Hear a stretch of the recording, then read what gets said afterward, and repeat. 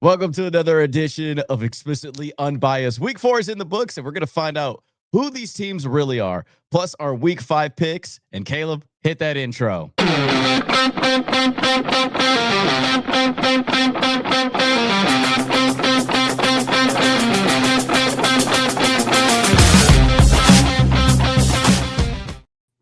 Hello, everybody, and welcome back to another episode of Explicitly Unbiased. I'm Kaleb. He's Gerardo. And as he said, we have a lot to get to. Week 4 is done, over with. We got 4 games in the books. Teams are starting to take bye weeks. A lot of fun stuff going on. We got some housekeeping, first and foremost, to get over with. And, we'll make our picks and figure out how we identify these teams after the extended preseason is all said and done. Gerardo, how are you on this fine Tuesday morning? If I was any better, I'd definitely be Tyreek Hill's bank account. I was really hoping you would go somewhere else with that. Yeah. So let's just get right into it. Tyreek Hill, Monday Night Football, absolutely destroys his leg, his season, possibly his career.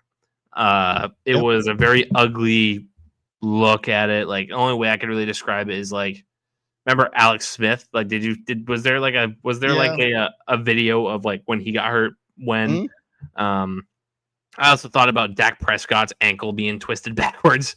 Yeah, it was on that same ilk, and also especially when Tyreek Hill is also maybe JJ Watts back in the day when he got rolled up on. A lot of leg roll up injuries. You can imagine this thing looked like a Twizzler. Yeah. So it's unfortunate, especially because, a lot of his speed obviously comes from him running really fast. So really, I thought that was all like flight. I mean, you'd be surprised, but anyways, I think that it is very unfortunate. I mean, also because we predicted that he should be traded, and now that's just like not going to happen. No, you can't. Yeah. So now you have $72 million asset just sitting on your bench. Like, you're not going to do anything with. I mean, and also based on his offseason, based on this injury, like, you are looking at a dude that's probably going to get cut by the end of this year. Probably retire. Yeah, or something of that ilk. He's already been flirting with retirement the last like handful of years now. Yep. So I really thought, like, because it had the makings of him breaking out this game, like really having his last good Miami game, and then a team was going to go out and go get him because teams are starting to get into desperation mode. And as fantasy owners of him, including myself, I'm thinking, oh man, I think the Chiefs are about to call him, and we're about to see old Tyreek Hill, and then, boop, this leg happens, and it's like, nah, man, that whatever Tyreek Hill y'all think of, like one of the best top 5 wide receivers in the league, it does not exist anymore. Like, that is a wrap. I do not think he's coming back from this in any shape or form of like even close to 50% of what he used to be. Nope. It's a lot to ask a receiver after 30 to do what Tyreek Hill is doing. Never mind. I mean, we were 2 years away. Devastating the injury. We were like, 2 years removed from him almost having 2,000 yards receiving in the league. 2023, I believe that was. Yeah, insane. But yeah, T's and P's to him. But I mean, $72 million guaranteed. So it'll pay for that knee. It'll pay for that leg surgery and then some. But yeah, then Malik Nabers, Jackson Dart's first career game, ends up being a win, but not without a price. Malik Nabers goes ahead and tears his ACL pretty early in that game, if I remember correctly. Gets carted off. All of a sudden, the Giants have a quarterback and a running back that are looking really good. Shout out Cam Scatterby. I didn't think he was going to be this good of an NFL player, but that's a topic for another time. Looks like they had the pieces of a real NFL offense coming together, and there goes that so quickly. Yeah, and then this, I believe they lead the league in injuries at MetLife Stadium in the sense of causing injuries. I believe they're at 16 or 19 total people have suffered significant injuries on that stadium. I remember in 2020, half the Niners offense was destroyed after one half at MetLife Stadium. Yep. Like, seriously, it is a huge and serious concern out there because it's what it is. A lot of people don't know. It's literal turf field on top of cement. Like, that's what they do. And it's been an issue. I mean, OBJ had suffered through that. There's Jabril Peppers nothing had suffered. absorbing Mm-hmm. that force when you step your leg down. It's just going straight right back to them. It's like if you go 100 miles an hour into a brick wall, Mm-hmm. like the front of that car is gonna absorb some of that based on some cars, and other cars will just crumple, and you're gonna absorb all that. Mm-hmm. Uh, Exactly. so it's kind of the description I can put with it. Like there's no what's absorbing that contact is that cement, and it's just going right back to you. Like there's no give. Um, and that's injuries in my life have been a problem for years. Yeah. So I would just say, like, they seriously need to be considering getting real grass and not this bullshit, because there's some teams that get grass, but you know what they do? They actually just staple it on top of the turf, on top of the cement. They like, Not doing anything. yeah, it literally doesn't do anything. They really need to highly consider getting actual, because you are putting your team at a disadvantage with this. You seriously are. You are also, shortening, players' lifespans in the NFL with this. And for it to be I think because the next closest team is only 6 type of injuries on their field like that. And the fact that MetLife Stadium is in 19, like, you are that it's one thing where it's like, okay, they're at 9 and the next closest is 6. Cause then it's like, oh, I'm not fixing anything until the other teams fix something. Where you're at like 19 total, like damn near career ending injuries, bro. Like, come on, man. Like, you need to, like, stop being cheap. But Yeah. unfortunately for the owner, something else got to happen in his life. I was saving that till after the next segment, but it was a perfect segue, Gerardo. Good job. John Mara, owner of the New York Giants, announced today that he is battling cancer. Mm-hmm. It's not something anybody really wants to talk about. Patriots defensive coordinator Terrell Williams earlier this week, I think Vrabel came out and said, yeah, he's got diagnosed with prostate cancer. And judging by the fact that he collapsed a couple of times at practice, he was out for a couple months. I would dare to say that that's probably, I don't want to say pretty far along, but far enough to the point that it's actually affecting him. Mm-hmm. Because I'm no expert, but my stepdad went through this within the last year, had his prostate removed, everything, no big deal. Beat it, no more cancer, no big deal. But he didn't really get to experience it because the effects of it because they caught it so early.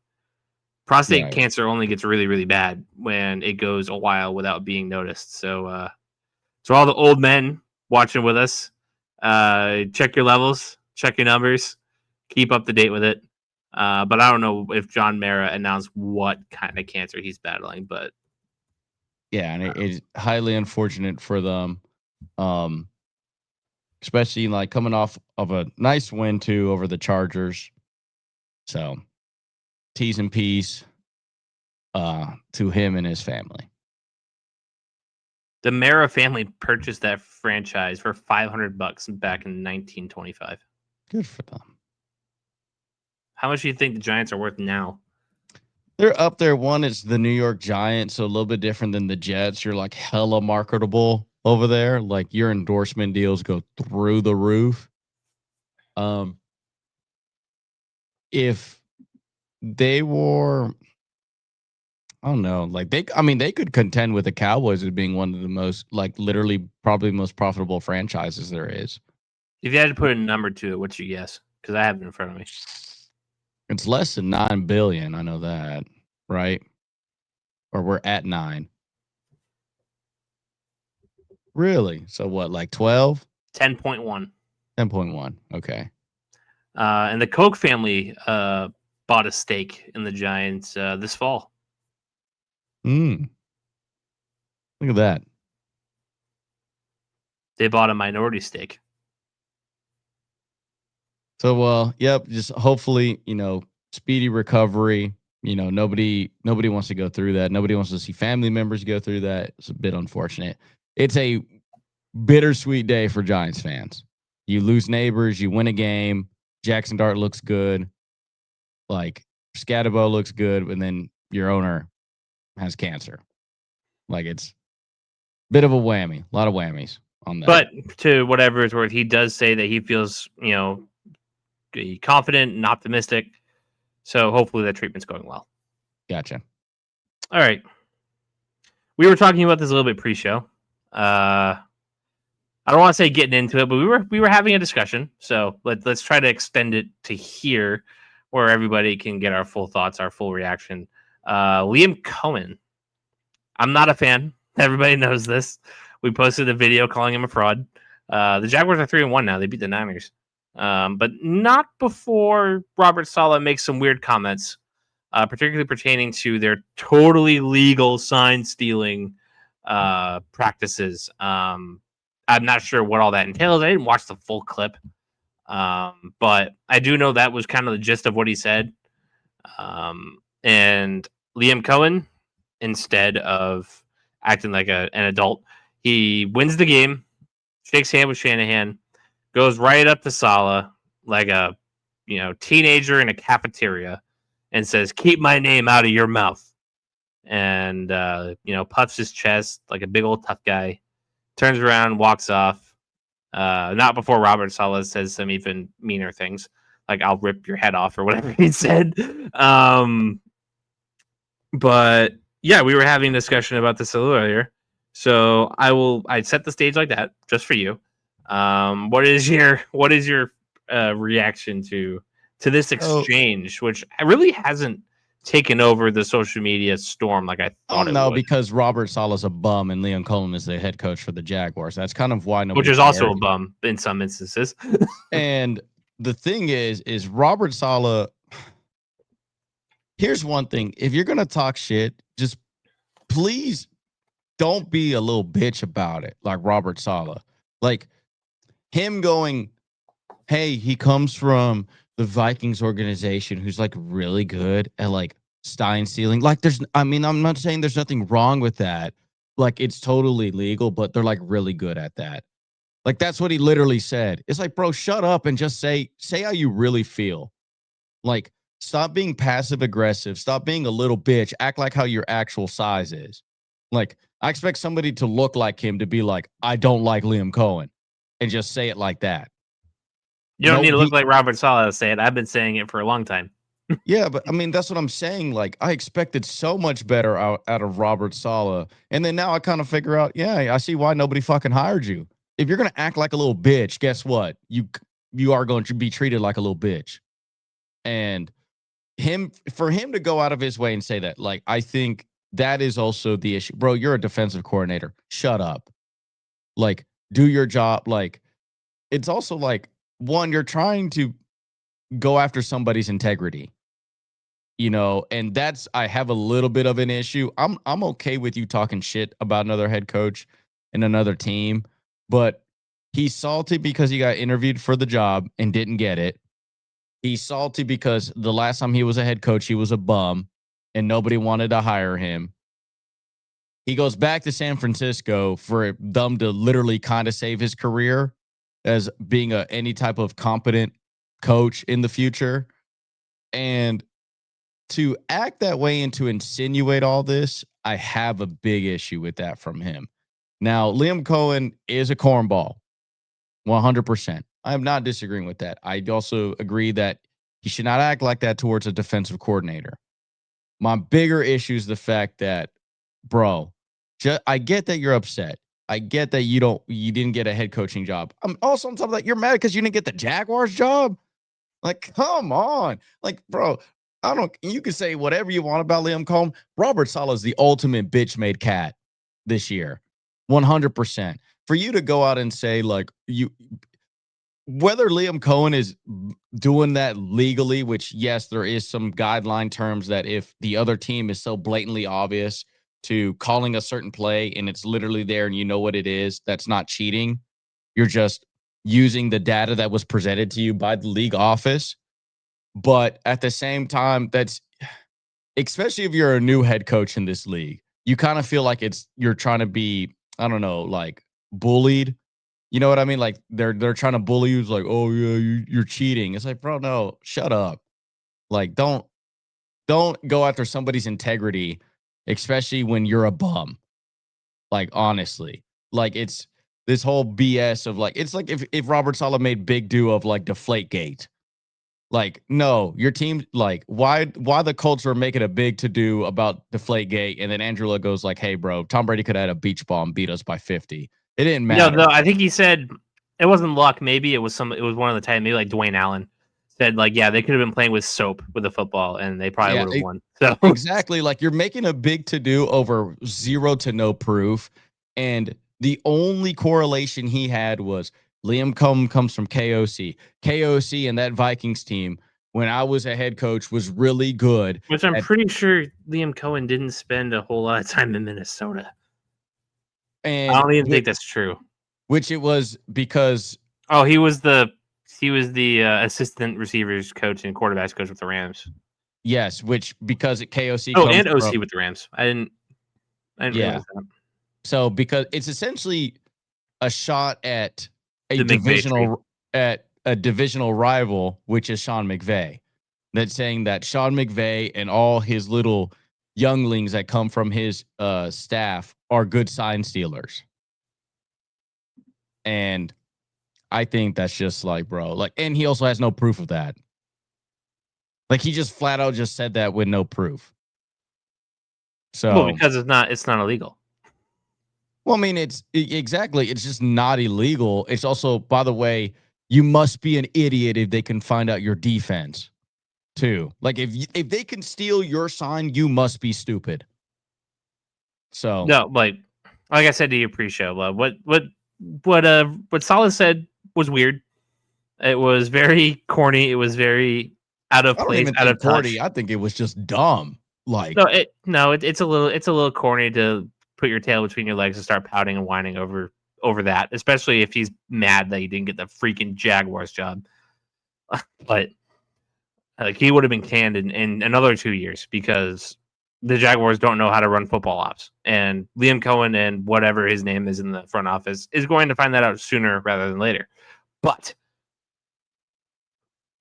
I don't focus on that because of all the reasons you said. Robert Saleh is not an NFL head coach. He's a defensive coordinator. I don't really care what the defensive coordinator has to say about anything. Like, you shut up and you call plays. I didn't even know that comment was a thing until after the exchange on Sunday. I wouldn't have known anything about it unless Liam Coen post-game, instead of being an adult, shaking Kyle Shanahan's hand and walking off, talking to whatever former players that he might have had or might have caught up with at UMaine or UMass, wherever the hell. Instead of just being a normal head coach, like every other NFL head coach. In college, you get away with this shit all the time. You can be the most radioactive asshole in college football, and it's celebrated, as it should be, because college football is less professional. Liam Coen, instead of being a rational adult, he decides to take up this persona of what resembles a 16-year-old in a high school cafeteria after somebody posts some mean Snapchat story about him. And he goes up squawking his head, keep my name out of your mouth. I'm like, over this? Come on, dude. So you're a grown man, number one. I can't imagine doing that to anybody, and I am significantly younger than Liam Coen. Number two, you're an NFL head coach. You represent your organization. And while Jaguars fans are going to just like foam at the mouth over this, oh, we have a coach with some edge. They're not going to let us take no shit. Guys like us, who are kind of halfway adults, I think, are looking at him like he's an asshole. The thing is, you know what the hot take on this is that him doing this actually helped out his team chemistry. Which is absurd to me. Because want to know why? Because kids nowadays, if you didn't do that shit, they're going to think he's a bitch-made cat. I fully think that this younger generation, like, one, everybody in the Jaguars organization knew he said that about him. So what is your boss going to do? Especially with these little kids nowadays, like what you say on the internet, and essentially like it's like what you said, like it's like if somebody sent out a Snapchat story and called you a bitch, like what are you gonna do about it? Like you have to address it. And unfortunately, what you do on the internet or what you do in these press conferences, you have to address it physically, because I do believe that Liam Coen, if from his young core of players, because it seems very young, and they grew up in that era where of like, bro, he talks shit about you, ain't gonna do shit about it. Like he had to do that in order to make his team probably feel good about him, like to trust him, because he was already, like you said, he's a cornball. I really don't think that he would have good team chemistry. And the hot take on it is I think him doing this, actually, his team probably respects him more. I think, and as an adult, it's dumb. Yes. But the thing is, most of these kids in the NFL nowadays are not adults, and they don't think that's dumb. They probably think it's cool as shit. And that's how the NFL, that's the world we live in, bro. People play NFL not to actually play football. They just doing it because it's a gateway to better things in life. Nothing to do with the love of the game. Like, I think Trevor Lawrence is probably not like that type of person. Brian Thomas Jr. is not that type of person. Like, I don't think you don't have Mike Vrabel, Tom Brady type players where they're willing to do whatever it takes just to be great and they're blessed to be on the field. These kids are entitled nowadays, bro. Look at the transfer portal. Look at college. Look at high school, man. Kids are getting paid before they even become professionals. They're professionals before they're professionals. And I think that, especially nowadays, those kids are probably gonna be like, "Hey, bro, you gonna let him say that about you, and you ain't gonna do nothing about it?" I think there's definitely something to be said about he didn't do this for me and you. Oh, no. He did it for them. He is Like, not winning in the eyes of me and you. no, Like, there's not a lot he can do. He would have to fundamentally change everything he is. no. And Like I said, I think that this isn't cool.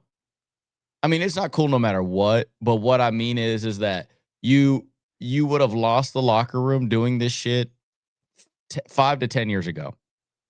I think nowadays it's actually endorsed to do this. now I think if who do the Jags play next week? Like, let's just get an example. Um, Are they? Jaguars No, they're not schedule. on a bye. They play the Chiefs on Monday night. If this won't happen, but let's just put it out. Let's just say Spags next week goes out and says, "You know what? I really hope Liam Coen doesn't do something like that to me. Like, not in the sense of I'll fight him, but in the sense of it was stupid." And he goes and does that shit on Monday Night Football in front of God and everyone to Spags. He's like, "Oh, we don't think this is cool. Like, shut up, loser." It would be more like, I think I don't think you can do this more than a couple times in a year, if it's all that. different. It's all different, right? Because like I said, if Robert Saleh would just been like, I think Liam Cohen doesn't even act out if Robert Saleh goes, I just don't like the dude. I disagree. I fully think that it's because when you claim that somebody's cheating in the NFL, I think that plays a huge role, especially somebody offensively calling games. Like, I feel like that's such an integral part of respect in the league. Like, yes, it's legal, but at the same time, you don't want to be labeled that as an offensive coordinator. I think that's why the reaction was the reaction. You can say a lot of things about me. I don't care. I'm not here to be liked. I'm just here to be respected. But if you disrespect me, then I'm gonna go out of my way and show you why you shouldn't disrespect me. I disagree. I think Liam Cohen was itching and scratching to jump down somebody's throat. From what I've been told about him by people who want to call themselves close to the Jaguars organization, take that for whatever it's you will. I don't want to out my source. I don't want to do any of that. And what I have for a source is at best like third party or fourth party. Like, there's people who work for the Jags, people who work for the Jags, and this guy. But an okay, credible source, I guess it's worth throwing out there, that he says that this is just who Liam Coen is. He is a psycho with rabbit ears, and he's gonna take everything anybody says about him personally to heart. And if he sees you in the street, he will confront you. So, Liam I Coen, mean, please avoid my tri-state area. I don't want hey, I some mean, but I gotta commend a dude who stands on business, though. I mean, like all you the don't. time. You can't let anything go. I mean, Tom Brady never did. Yeah, but Tom Brady wasn't motherfucking people post Oh, game shut acting up! like an No, asshole. No, I I've never mean, seen Tom Brady do this. yeah, because at the end of the day, He he would just won. throw at Tyrann Mathieu 4 times in one drive and say, "Hey, stop it." Yeah, but I think like it's because it's different, right? Because a head coach can't play in the game, so like you're not going to, and also you're on opposite ends of the field, right? So where a Tom Brady can say all this shit on the field and get away with it because he is performing, it's like at the end of the day, fucking stop it. I don't think But Tom ever made an ass of himself like Liam Coen did. I can't name one time Tom made an ass of himself like that. I mean, we also And I'm have. not even the biggest Tom Brady fanboy of all time. I mean, there's also like Jim Harbaugh versus Pete Carroll. Like we've had that. Jim Harbaugh's come a long way since then. No, that dude has not changed one bit. I mean, listen, him and Pete Really? You Carroll don't do think not like. so? No, him and Pete Carroll can go right back at it, bro. I promise you. The When do dude we, is when do we get that matchup? yeah, probably soon. But I think I mean they've had animosity for forever. Stanford and Oh yeah, USC, they just played in fucking 2 weeks ago. but I mean, but let it get chippy, like, and then I think, like I said, I think there's a big difference between standing on business and making an ass of yourself. And Liam Coen made more of an ass of himself than he did standing on business. But as you said, he didn't do it for me, and he didn't do it for the people who already yeah, didn't like him. I like I said, I think if you were to ask me personally, he's an asshole. But if you were to ask me objectively from like the kids that he's with, like I low key think that if he would have handled it professionally, they would have think he was a bitch. I think there was more than one way to Yes, hey, listen, there's there's more more than than one one way way. to skin that cat. But Yes, exactly. And I just think that he just decided to do the second most extreme thing that he could have done. The worst would have been like him fucking getting into a literal physical altercation with him. oh, imagine if he like Hey, slapped but Robert no, but Saleh. at the same time, if Robert Saleh acts like that mentally, low key, the muscles could be fake. I don't know. I have to believe that Robert Saleh would actually beat his ass if Nah, he. fuck that. I think without all that hair to cover his head, I think he's mentally weak as shit. Robert No, Saleh. I hear if you're bald, you actually have more testosterone than guys who don't. Oh, that's cute, but he's also a fucking moron for coming out and saying, "Look, oh well, they're really good at." No, it was incredibly soft. It's like that's what I mean. Like it's, bro. I would have respected Robert Saleh if he would have just said something so much different. Like it's that's where I'm like in this That's a conundrum. big part of that Shanahan culture is that passive aggressive nonsense. I don't know if you've ever seen this, but Shanahan does that a lot, saying a lot Which of is funny because his nihilistic dad passive was aggressive always saying it, things. but his dad always stood on business, though. That is the thing. I don't I understand mean, you that. see Mike McDaniel, and he's quirky and weird, but he can be passive aggressive too. Um, I don't know what it is about those guys. Well, I get that's a big reason why they can't close out games. That's why they won't win a Super Bowl. Too busy being passive aggressive. Get out of here. Oh my god. Yeah, Jimmy like liked the hard coaching too much, so they had to axe him. that's what I'm like that. And to me, like I said, to wrap things up, both parties are wrong without a doubt. I just wish that Robert Saleh, for me to be on your side on this, it's more like I wish Oh no, Robert I didn't Saleh. want to put myself on Robert Saleh's side at all. I hope that No, I wasn't know the that, but message I'm I saying conveyed. like I think like for me to not like Liam Coen, that's what I mean. Like I needed Robert Saleh to kind of just say something that was nonsense. Like, yeah, I just don't really respect the guy. Like I feel like say some shit like that. Like I'd have been like, okay, Liam Coen, you're making a little out of nothing. But when you're kind of going after somebody's integrity of like of the game and like how they're winning games, then I'm like, all right, bro, like fuck you. You can catch this fade. Cause I would have done the same. Like I'm gonna be honest with you. You disrespect me like that, I'm gonna make it a point. Shit. If the Jaguars were really good on offense, I would have fucking said like, hey, I put 50 on them. defensively and be like, "There's your Stein stealing." But If I was a player, I'd have thought he's stupid, but I'm not a player. So yeah, I wonder how the 49ers defense feel about that. I don't know if the 49ers care about anything at this point. Nope, not without Nick Bosa. They're pretty much done for. All right, we can make this one quick before we get into our meatier segments. The Bengal quarterback situation. Jake Browning tonight was nothing short of bad. Yeah, but at the same time, the Broncos defense is pretty damn good. So it's kind of a, What are you gonna do? yeah, But damned if you do, damned if you don't, right? But if the Bengals wanted a change of vibe, a change of pace while they wait for Joe Burrow to come back from his was it a turf toe Turf toe, yep. thing? Yeah. The 3-month turf toe injury that people, you say that to somebody like, what, turf toe 3 months, what? But it's worse than what you think it is. While they're waiting, there is definitely some avenues to change course before the trade deadline hits next month. A lot of quarterbacks are available. Russell Wilson, benched for Jackson Dart. That guy's available. Jameis Winston, that guy's available. Derek Carr, if you could somehow get him out of retirement, he's available. Did I Kirk list Cousins. anybody else? Kirk Cousins. They've been rumored to be wanting to trade him forever now. He's available. Gerardo, if you were the Bengals on the precipice of just a downward spiral, would you make a phone call? No, it don't matter. You think the season's cooked? Oh, yeah. I mean, it's like I said, it's like the Peyton Manning Colts. Without Peyton Manning, this teams are garbage. Without Joe Burrow, this team is picking top 10 in the league every year, top 5 even.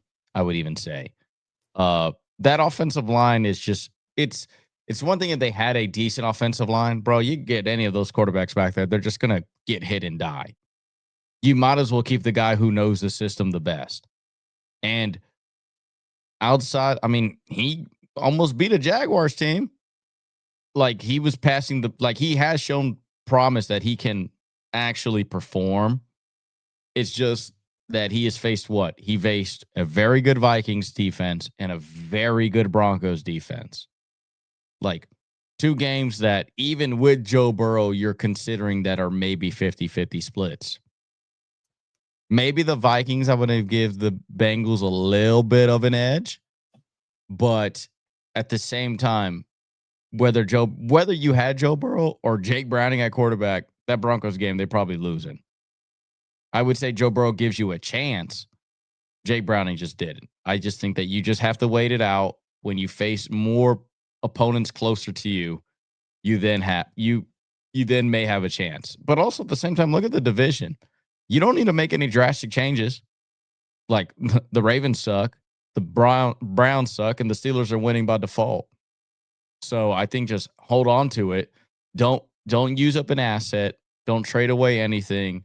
And also they're like in cap hell because they're paying all these players this year. So only the cheapest option is what? Derek Carr and Jameis Winston. Even then, you have to trade for Derek Carr's contract. Exactly. So Doesn't there you just go. void because he's retired. Like if he comes back, that contract kicks right back in. So yeah. So I think and all of them are going to be behind the wheel on the playbook. So I'm going to say stake with Jake Browning. Doesn't matter. None of those guys are even. I don't even say they're even improvements because, like I said, you're going to have to learn that playbook within this year. That's just not going to happen. Jameis, I would say would be the best one. Even then, he's not that good. Exactly. You might as well just keep the dude that you have. He's not pretty, but all right. Top 5 teams heading into week 5. As usual, we'll go bottom up. Start with year 5. I'll make a quick change actually because I saw this. I'm gonna go with the Bucks at number 5, not the Chargers. The Bucks at number 5. They put up a really good fight against the Eagles. Big fan of that. Emeka's an absolute stud. Chris Godwin, I think they were trying to slowly incorporate him back into that offense. They do lose what? Bucky Irving, right? Bucky Irving is injured. Mike Evans is injured. Yep. But Bucky got hurt that game too, I believe. Mikey Irving injury. Concerning Bucky Irving development. Oh no. Yep. Oh my god. I'm not turning off my ad blocker, asshole. So yeah, I would be during that game. Oh, he's getting an MRI on Monday. Yep. So we will see the diagnosis. Shoulder rib area. Mm-hmm. I mean, I don't think I'm not a. I mean, they do have a good backup with White, but I do like the Bucks. I do like the Bucks a lot. The fact that they were hanging in against the Eagles, which is we're gonna get to where we place them in this list, and it shouldn't really change if everybody has been following along. But I really like the Bucks. I really do this year. Baker Mayfield's an absolute stud. Their offensive is absolutely awesome. So I would go with them at number 5. My number 5 is the Los Angeles Rams. Had a good fight against the Eagles last week. This week, took care of business in Indianapolis. Maybe Adonai Mitchell should learn how to hold on to the ball, and that game is a totally different story. But I will take the Rams. Very strong, very productive unit. Puka Nacua is making his case to be the NFL's best receiver in 2025. Stole your flow on that one. I apologize. But yeah, just Rams being a well-operated machine once again in a division that is, while they're all three, well, some of them are 3-1. It's not a overly impressive division yet. Like the Seahawks are fringe. The Cardinals, you're like, okay, they're frisky, but they're not winning. And the Niners, I mean, we just saw what happened. So yeah, I'll put the Rams at my number 5. Who's your number 4? I got the Lions at number 4. Very complete offense at times. That Green Bay Packers loss is either a super fluky, but I have them at number 4. I just think based on the teams that they faced, the reason why I don't have them any higher, I do have a team that you mentioned at number 3, but I like the Lions. I think they're a very complete unit. My number 4 is Tampa Bay Buccaneers for all the reasons you said. I just think they're a little more explosive than the Rams, so I put them at number 4. But we'll see what happens when all these injuries are adding up and how they respond. But yeah, all the reasons you said, but the Bucs are my 4. So you're number 3.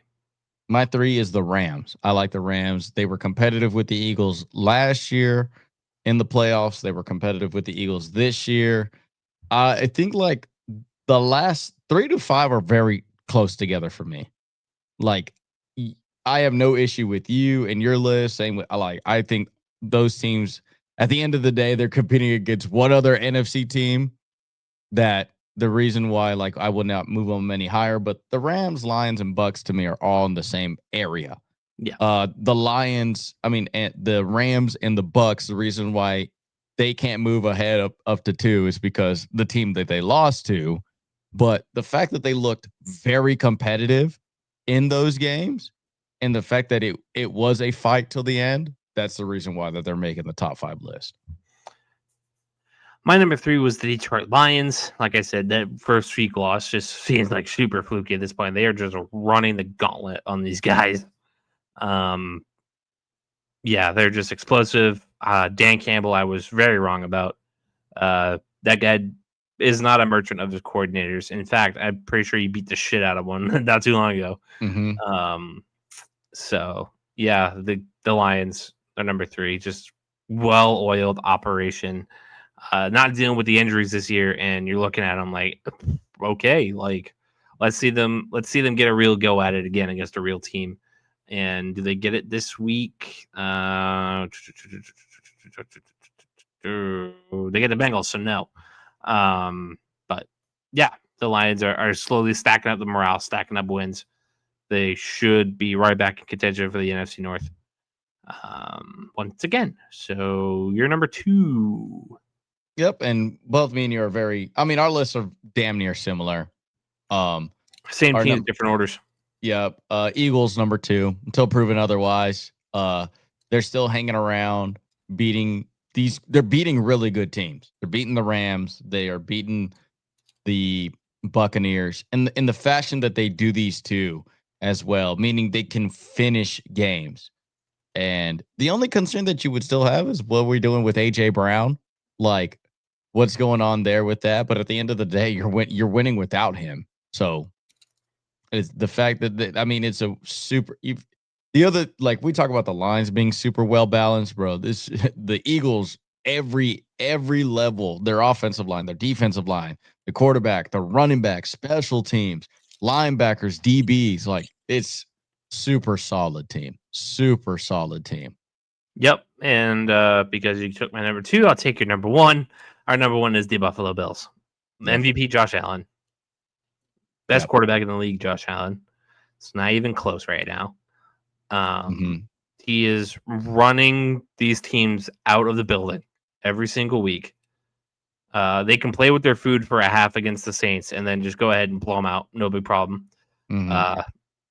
This team, it's their year because the Chiefs are a non-factor. Joe Burrow's hurt. Lamar Jackson hurt now and just not playing overly well. He has no threats to him on the AFC. Nope. No threats. They are the only AFC team on our list.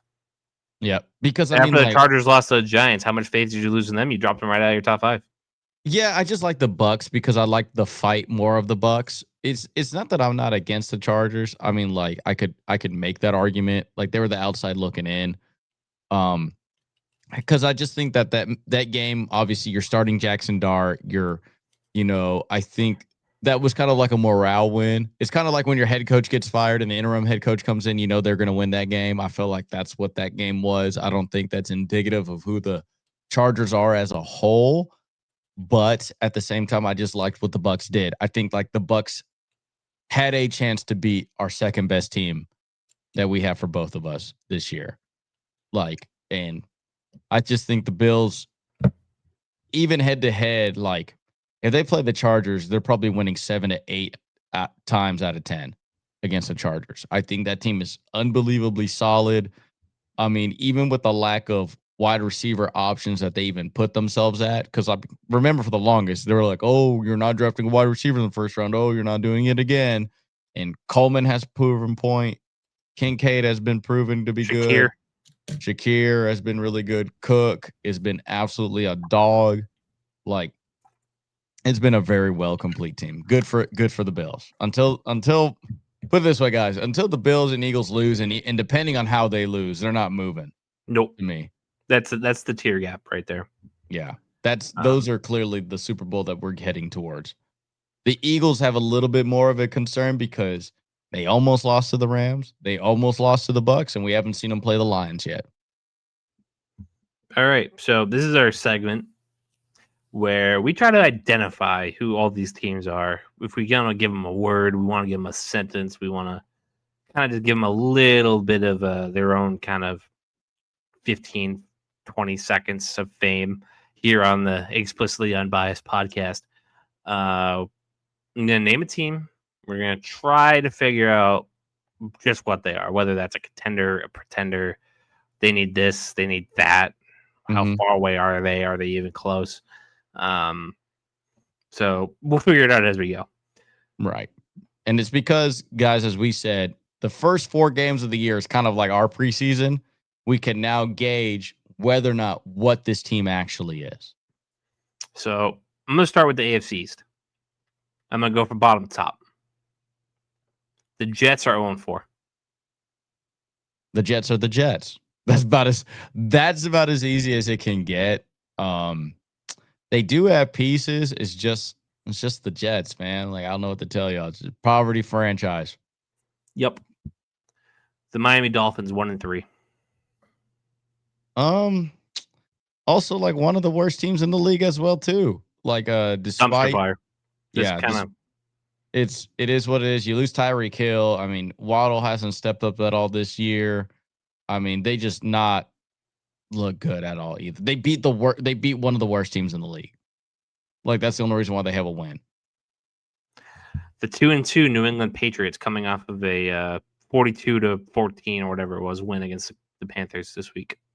Potential wild card team. I just want a nice explosive wide receiver. Diggs did show up, but it's like you want somebody more consistent. They're inconsistent is what I'm going to call them. Mm-hmm. Their offense, just penalties, turnovers, etc. Had a clean game against Carolina.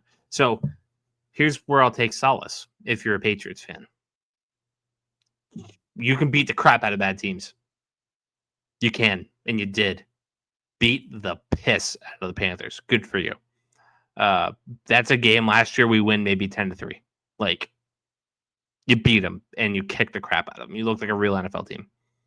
So, how do you parlay that into real success? And you're going to find out really quick when you play the Bills Sunday Night Football this week. See how close you are. If that game's close, I'll probably come in here telling you they could make the playoffs. But till then, I can't really say that because you took the game away to the Raiders. You barely beat the Dolphins, and you took the game away against the Steelers.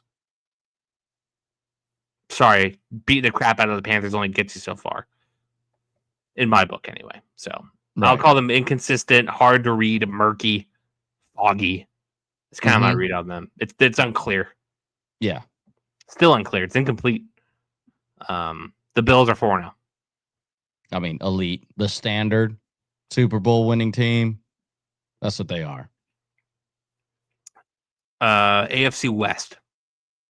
The Raiders are 1-3. Oh, I just say it's Geno Smith's done. I think the Geno Smith, like how good he was in Seattle, how good he was under Pete Carroll. I just think you're just not getting that. And I also think low-key it's because the Raiders just have no wide receivers. They also don't have a good offensive line, neither. So I'm just going to say they're just not good. They're just not a good team. They're probably going to end up with like 7 wins, 6 wins around that area. Yeah, it's just I want to call them frisky, but like even then, it's just they're going to win games they're not supposed to win. I'll tell you that much. Yeah. All right. I want to say it's the Broncos. Yeah, the Broncos are 2-2. Oh yeah. Bo Nix is, outside of this game, has been a little bit of a question mark on sophomore slump. I still think they're a pretty good team. It's also like kind of like what you said about the Patriots. I think they're just kind of beating up on really bad guys, but they're just not. I need to see. Granted, they should be 3-1. That BS penalty against the Colts was kind of dumb. I would still say they're not too far away from being a 3-1 team, or like I think they're a pretty solid team. I just need them to close out those games a whole lot better. Their defense is still elite. Bo Nix has showed this game that he's kind of blowing off that sophomore slump. So, but how much of that is because you played the Bengals? I mean, you only can play what's in front of you, right? But because Jaden Daniels sometimes didn't look good against bad teams in front of him. So I would still say that I think the Broncos. Listen, I think your strength of schedule, while you got to win the games that you play, it does kind of come up eventually when you make the playoffs and you play a contender and you kind of get. Oh yeah, like how'd you look against real guys? Yeah, I mean that's ultimately what the Broncos are going to be tested on. So I just think that they're at this point a wild card team. That's what I think. Disappointing is what I'll call them. You need to be stronger. The Chiefs are 2-2. Ultra mega disappointing. I would say washed. I think that game against Baltimore was a fluke. I do not think that's indicative of who they are at all anymore. I do not care. Oh, everybody's saying, oh, Patrick Mahomes proved all the haters wrong. No. That Baltimore Ravens defense is ass. And I told everybody it was going to be bad. It came all to fruition this week for sure. It's bad. It's a bad team. It's just a bad team. That the Ravens are just phoning it in this year. And I do not think the Chiefs are that good all this year. I also think that they may still miss the playoffs despite them beating the Ravens. The Chargers are 3-1. They're gonna win the division. They're kind of like it's like almost the AFC South. They're gonna win the division, but do I really think that there's a Super Bowl team? I need a little bit more out of you, Justin Herbert. That Giants game kind of little bit. It was fluky, but also I didn't like how he performed in that game. Yeah, I expected a little more out of him. I'll say that they're getting there.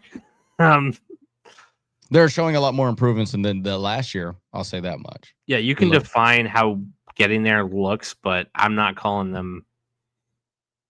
They're like we talked about, the Bills are just so much ahead of everybody else. Like the Chargers are the closest to a contender against them, and I don't think that the Chargers, a like I said, distant second. That's what they are. yeah. Okay. The Cleveland Browns are 1-3. I mean, the Browns are the Browns. Same old Brownies. Browns suck. Yeah, they suck. Suck and blow. Okay, the Ravens are 1-3. Ultra mega disappointing.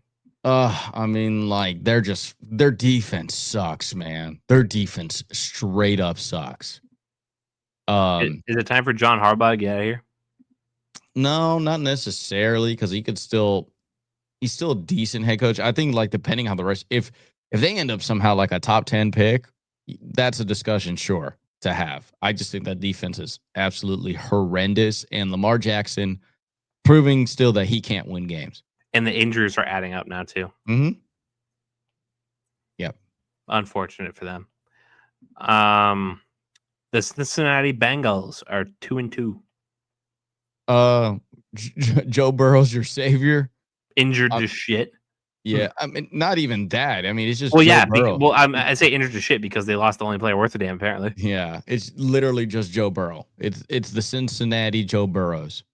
Like, without him, you don't win anything. The Cincinnati Colts. Yep. Literally, if no Peyton Manning was on that Colts team, that team was 1-15. It's not great. And the Pittsburgh Steelers are 3-1.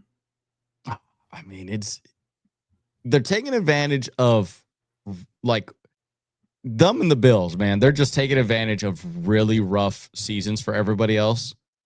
Like, their biggest contenders, like the Browns are the Browns, they suck. But once Baltimore really sucked, and once Joe Burrow went down, the Steelers were like, "All righty, here we go. We can easily win this division now. We are solid. We are good." And I kind of do like what they did in Dublin. I'd like that the fact that they're playing a little bit more better to what Aaron Rodgers' strengths are. I think that they said, we're going to do more quick release stuff. We're going to do really high pace tempo. We're going to just get the ball out of his hands a lot quicker because we know our offensive line sucks. So I liking that they made that adjustment. But at the same time, do you see them really going deep in the playoffs? Deep in the playoffs, no. I mean, at the end of the day, it's the Bills. Like, they may win wild card weekend for the first time since 2016.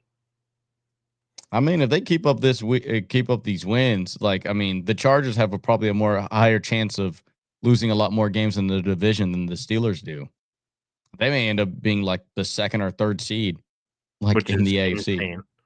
What a weird year for football this already is. Okay. We have the AFC South up next. I do believe it is the Titans that are 0-4. This team is so bad. There's so many things wrong with this as team. Cam Ward said. Yeah. I'm going to keep it a buck with you. Ass. Yeah. I'm going to keep it a buck with you. This team is ass. Yep. It is really bad. No wide receivers, really. No run game. No offensive line. You have Jeffrey Simmons and a whole bunch of 10 other players. They're tied for the most points against in the AFC. Mm-hmm. The only team worse than them is the New Orleans Saints with 121. They're at 120, so they're 1 point off the Saints. Yeah, they're bad. Awful. The Texans are 1-3. Also ass. Disappointing. CJ Stroud's also a fraud. It's not coming down anytime soon. But also, they just traded Cam Robinson. They just got rid of another offensive line. For what reason? I have no idea. Like, Cam Robinson wasn't good, but still. You know what I mean? They want to see how long they can struggle. Like, these concerns, it's just so stupid. On top of that, too, have you seen, like, the hires that they have on their team? Like, it's also one of the worst Patriots staff members of all time. Like, Nick Caserio. I liked him, too. Their offensive play caller is, who is it? He was with y'all for a bit. Nick Caley. Yeah. Like, I don't understand this. It's just not good. It's not good. They're not good. Like I said, I think they're going to end up with a top 5 pick. Defense is let up the least amount of points in the AFC. So, okay, but here's the thing about that, though. And the NFC. What would you rather have? Would you rather have an inconsistent offense or an inconsistent defense? Dude, if you put the Texans and the Colts together, that's a fucking it's a wagon. No, if you take the Dallas Cowboys offense with the Texans defense, that's a almost undefeated team. It's a wagon. Like, I would rather be the Cowboys than I would rather be the Texans, because in this league, like, if you can't put points on your boy, your defense is gonna hate you. Like, look, the Texans defense is elite, really is, and it goes to show you how bad their offense is. Literally, The Jags are 3-1. uh, just like their name is, Jag. Just another team, just another guy. Like, they're gonna win this. Unsustainable is what I I'll mean, call them. they're just gonna win this, not win this division, but they're gonna have a winning record this year because their division is so ass, They're so bad. unsustainable. They're unsustainable. And before we get to the Colts, I'm going to say this. It's not a huge game breaking thought, but something I said earlier. It's amazing to me how this division is routinely terrible every single year, and Since its inception. not one of these dumb fuck franchises can figure out how to run it. Every Not single one. worst division in football history since its Not even close. inception. Since At its least inception. like the I get this NFC South is bad, but I was telling somebody about this. They're Jaguars fans, so obviously they don't listen to reason. But what I did say was it's not like this division is competitive because it's good. Like, think of the mid to late 10s NFC West. The Cardinals, the Seahawks, the 49ers. The Rams were a little touch and go there for a little while. But on rotation, those teams were good. Can you name one really, really good stretch for an AFC South team since Peyton and Dungy? I mean, like, The yeah, Texans because were a flash in the pan. even when the Colts, when they had Andrew Luck, wasn't all that. Not really, right? Like, sorry, like this team's just so unserious. This division's so unserious. And the It Colts. is. It's garbage. Colts are 3-1 Garbage as well. ass. Yeah, I mean, it's the same thing though. Like, I think the Colts are just, they're all right. They should be 2-2.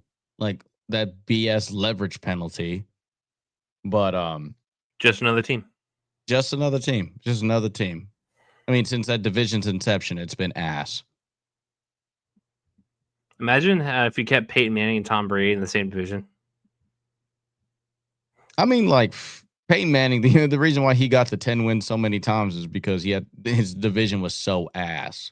And Literally. my argument for Drew Brees all those times was the NFC South was horrible, and Drew Brees couldn't find out a way to sustainably run that thing. At least Aaron Rodgers ran his crap bag division. Oh, I mean, yeah, but I mean, at the time, I mean, there were some times that the rest of the division wasn't too bad. The Bears were decent under Jay Cutler. They made one playoff run. They weren't that good. I'll say they're a lot more competitive than the AFC South has ever been. No, true.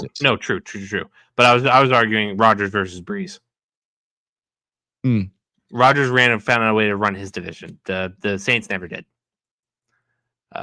Okay.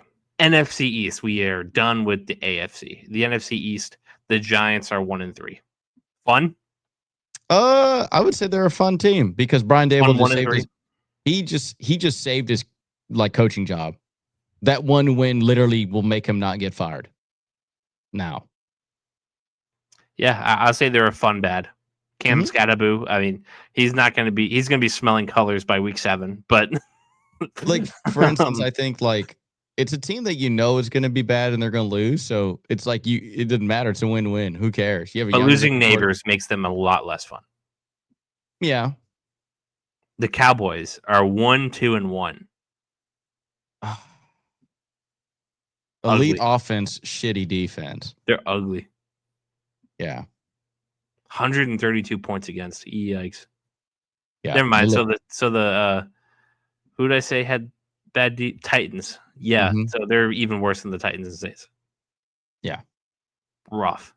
It didn't matter whether they had Micah Parsons. That wasn't going to fix that, by the way, everybody. Nope.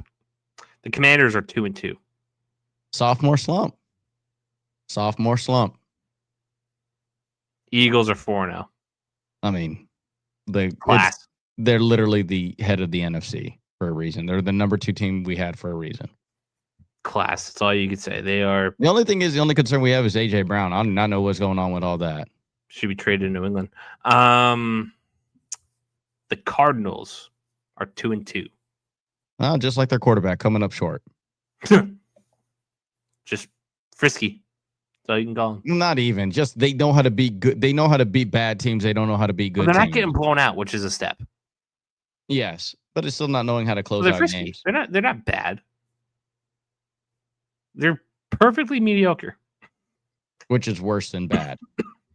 I would rather be bad than mediocre. Nah. I don't know if you're a Cardinals fan if you're saying that. Had some bad years lately. I think they're itching for a 8-9 win season. They could get it this year. The Rams are 3-1. Solid team. Well-oiled machine. Yep. Well-maintained, upkept, tidy, strong. You could say all that. The Seahawks. Fun team. I actually like this team. Impressive. Yep. Sam Darnold has proved that he's a legitimate, top half quarterback. And I've only been saying it since 2018. We've only been saying it since 2018. I love Sam Darnold ever since he came out of high school. Uh-huh. He's legitimately always he came into the NFL at 20 years old, people. You know how young that is? That means he's only 28.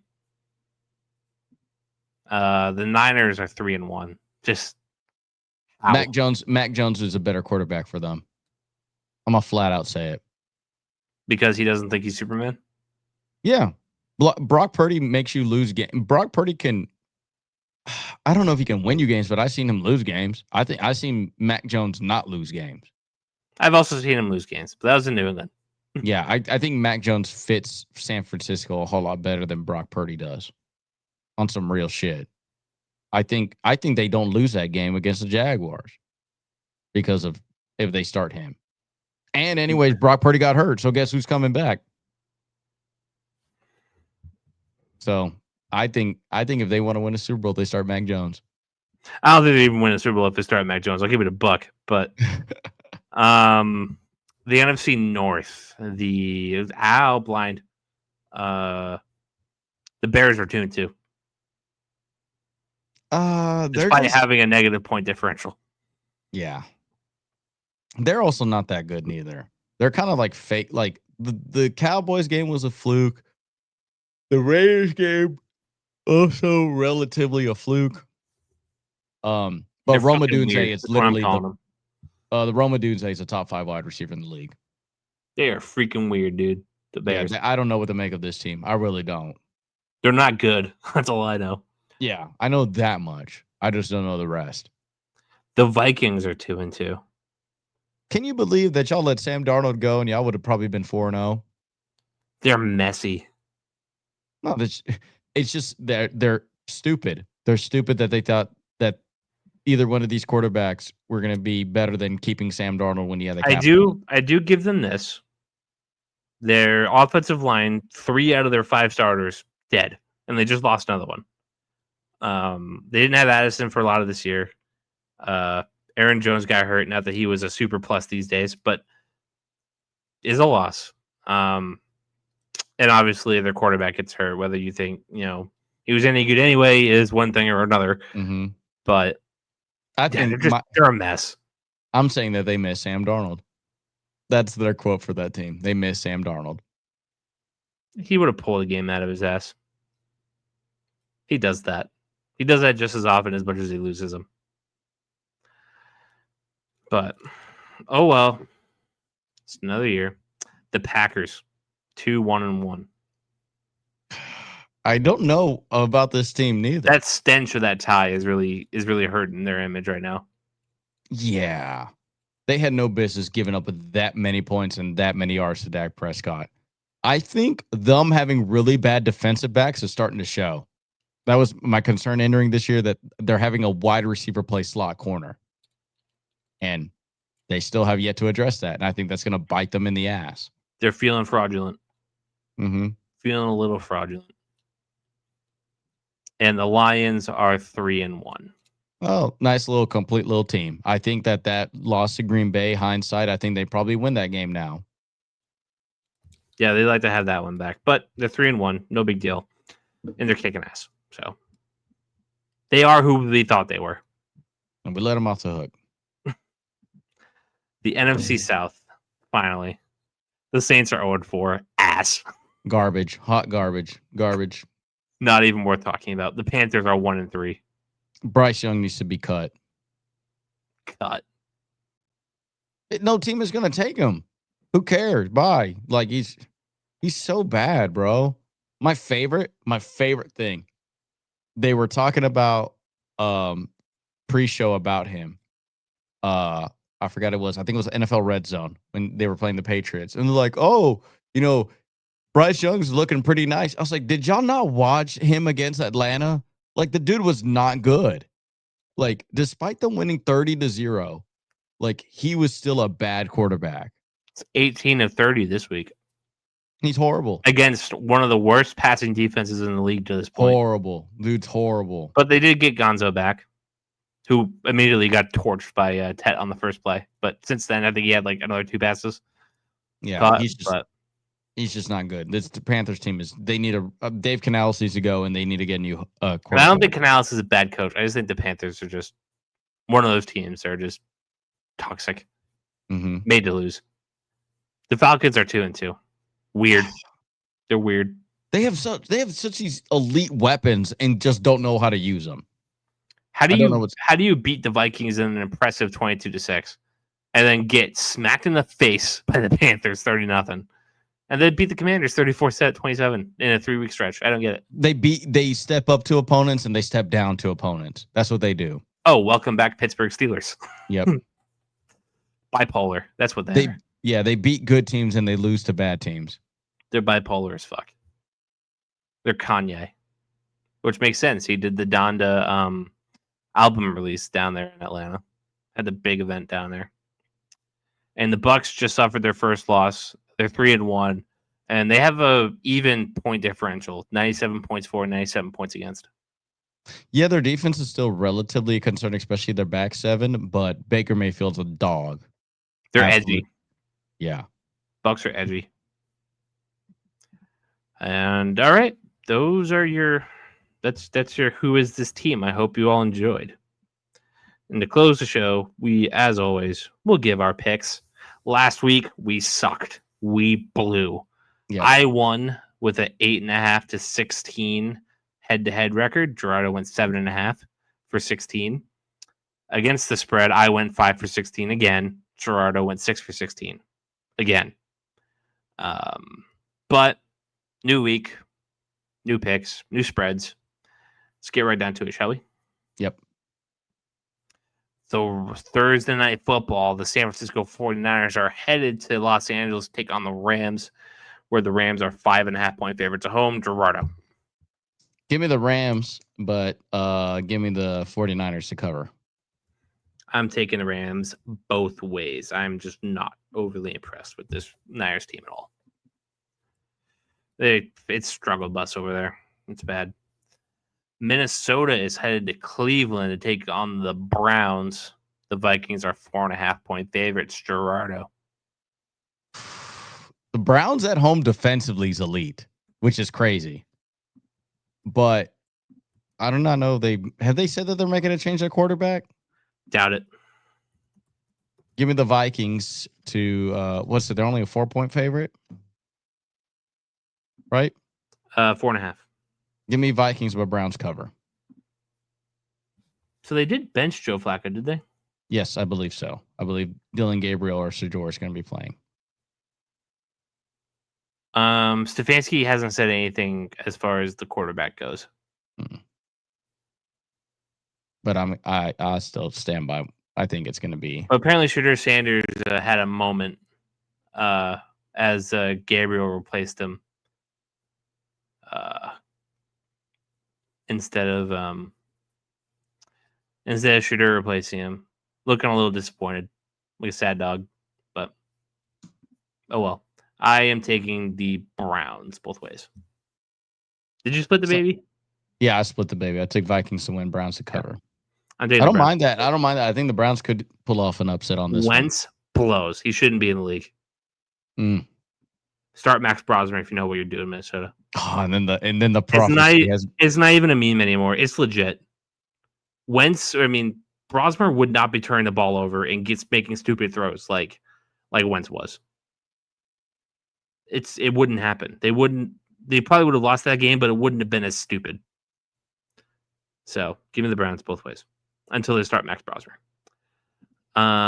Houston is headed to Baltimore to take on the Ravens. We don't know the severity of Lamar's injury yet. I'm going to assume he's going to play. Give me Ravens. Lamar Jackson news. No Lamar update. Okay. So you're taking the Ravens, as will I. They're just Texans are not impressive. Mm-hmm. Oh my God. Whoever watches this game is entitled to some financial compensation. The Dolphins are headed to Carolina to take on the Panthers, where the Panthers are an 1.5 favorite. Oh, geez. So it's essentially a pick 'em. I'll take Miami. Give me the Panthers. Can't love that. The Raiders are headed to Indy to take on the Colts, and the Colts are 6.5 point favorites. Colts win, Raiders cover. I'm actually going to copy you. I think that's the smart play. Yeah, 6.5 is a little bit too much. The Giants are headed to New Orleans to take on the Saints, where the Saints are a 1.5 favorite. What? Give me Giants, bro. Yeah. Both ways. Come on now. Jackson Dart shows up. Cam Scatterboo. Like I said, going to be seeing colors, or going to be sniffing colors by week 7 with that brain injury. But, cross the bridge when we get there. Dallas is headed to MetLife to take on the Jets, where the Cowboys are 3-point favorites. Cowboys both ways. I typed it in before you said it. I agree. Yeah. Denver is headed to Philly to take on the Eagles, where the Eagles are 4.5 point favorites. Split the baby. Philly win, Broncos cover. I'm taking Philly both ways. Tennessee is headed to Arizona to take on the Cardinals, where the Cardinals are 8.5 point favorites. Taking Arizona both ways. Eventually, they're gonna do me what? Give me the Titans. Give me the Titans both ways. Eventually, they're gonna prove me right. I don't know if it's this week, man. Tampa headed to Seattle to take on the Seahawks, where the Seahawks are 3-point favorites. It's a good game. I'm taking Seattle. The former teammates, the two redemption bros going at it. Yep. Who do I like more? Baker Mayfield. I'm taking the Bucks. All right. It's our first real clean split, I think. Yeah, it's our real, or Carolina, I guess, but whatever. Detroit is headed to Cincy to take on the Bengals, where Detroit is a 10-point favorite. Ooh, Detroit, but Cincy to cover. 10 is a lot. Taking Detroit both ways. Bengals are that bad. The Commanders are headed to LAC to take on the Chargers. I don't know the status of Jaden Daniels yet. It looks like he could play. Like it's looking like that's a possibility. But the book says the Chargers are 2.5 point favorites. Yeah, give me Chargers both ways. I agree. New England is headed up to Buffalo to take on the Bills on Sunday Night Football, where the Bills are 8.5 point favorites. Bills win, New England covers. Following you. I agree. 8.5 is a lot for an in-division rivalry where the Patriots they look like a functioning team the last couple of weeks. Like, I know that they choked it away against Pittsburgh, but they look like a functioning team now. So I think 8.5 is a lot. So I agree. Patriots should cover that. And if they do, that's a big win for them. And Sunday and Monday Night Football, don't watch this game. Find something else to do. The Chiefs are headed to Jacksonville to take on the Jaguars, where they are 3.5-point favorites. Will Steve Spagnuolo keep Liam Cohen's name out of his mouth? So the Chiefs are favored by 3.5. Yes. Yeah, give me Jaguars both ways. I'm taking Chiefs both ways. I don't take this Jags team seriously. You know what's so crazy though about the Jags? The fact that their two best offensive weapons suck this year, and they're winning. But Travis Etienne is going off though this year. This is not how I picture the Jags having success. This is not how I picture the Jags. Period. Like I thought they would blow, but I think the blow is coming. So give me a score on that. I went 20-10. Give me like the Chiefs have no defense. Give me like 31-24. 45? Yeah. 55. All right. What's your lock? Who the Saints play? The Giants and their favorites. Never mind. Not really that many this week. I don't know able to tell you. Who the Eagles play? The Eagles play somebody easy, I'm sure. The Broncos.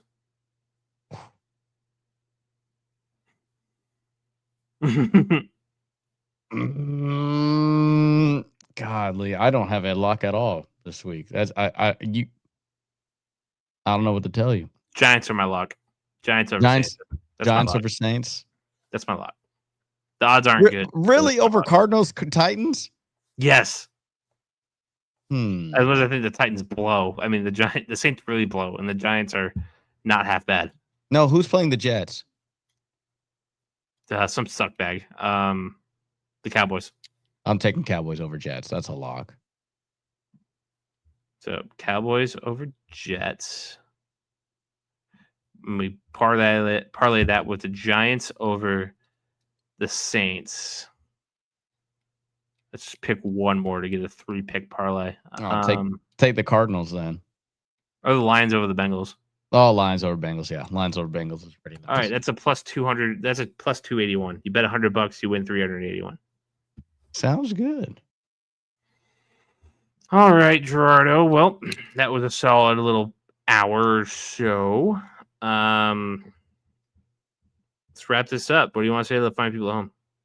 Thank y'all so much, as always, of supporting the channel, liking and subscribing. Really helps out a lot, especially commenting. I love interacting with y'all. Whether y'all agree with us, disagree, doesn't matter. As long as a good conversation's being had, we always truly appreciate it. And I second that. Don't have much to say. We will see you all later this week for our college football episode. A lot of stuff went on. Oh yeah, that's probably gonna be a little bit more exciting because of how much went down for that. And I'm sure more good games are coming. So Stay tuned for that. Thank you all for watching. Like, subscribe. We'll see you all next time. Adios.